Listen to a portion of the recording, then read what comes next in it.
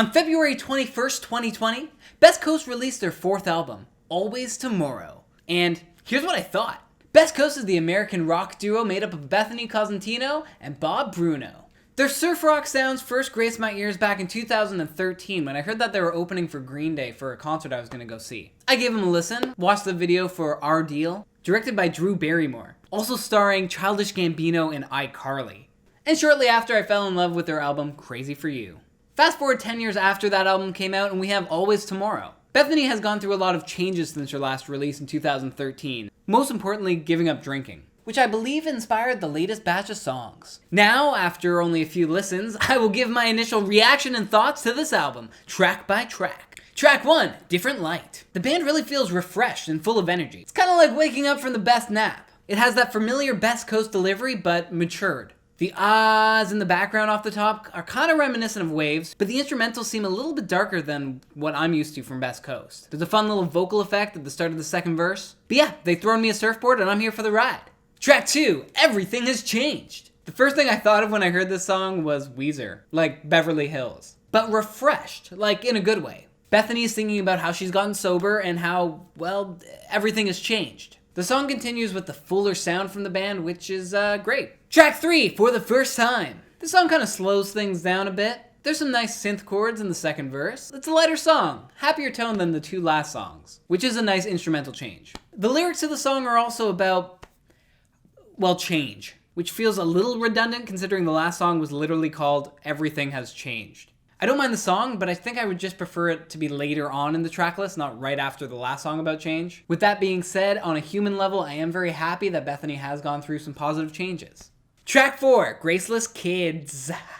This brings the power back. Classic Best Coast, ooh, us in the background. The lyrics meander on kind of similar vibes, talking about how she's quit drinking. But then the song switches up halfway through. I am the queen of the graceless kids. I am the queen of the graceless. You get the idea. The song becomes much heavier, but still poppy and catchy.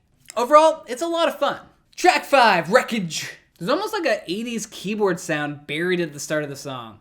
I like it. Also, the halftime pre-chorus is a lot of fun. Like, I feel like at a live show, this would be a highlight for sure.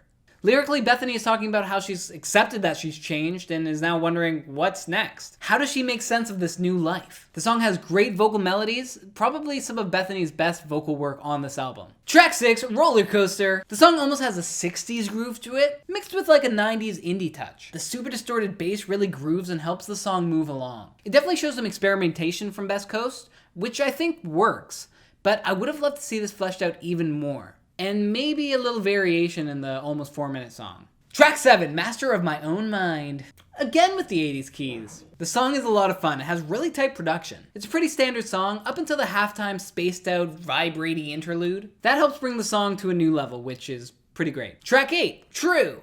Brings out kind of an acoustic vibe, very similar to Our Deal. It almost had like an old-timey Western vibe to it. Is that just me? It's a very intimate moment on this album, with Bethany kind of talking out her feels and reevaluating her love life. There's strings that sneak into the second verse. It's a really well done song and shakes up the album in a great way. Track 9, Seeing Red. The song starts out with kind of like a arpeggioed keyboard synth that comes back in the second verse and the ending. The bass is up front and kind of drives the verses. It's a fun little song about getting angry. Track 10, Make It Last. Almost has like an industrial intro. I'm really liking the experimentation that's kind of happening in the second half of this album. Although when the song kicks in, it really doesn't do tons for me. I do like the outro transition into track 11, Used to Be. I guess they really are trying to make it last. Get it? Because that was the name of the last song and now it's into the next song. The song is kind of like a slowed down headspace of a song, if that makes sense. It feels very big. The song kind of sums up a lot of what's been talked about on the album with Bethany's personal changes and her relationships. Maybe it was just the way I was listening to the album, but some of her vocals on this track seem a little too upfront, especially at the used to be part of the song. But overall, it is a nice way to end the album, and I don't really know where else I would put this track on the album other than the end.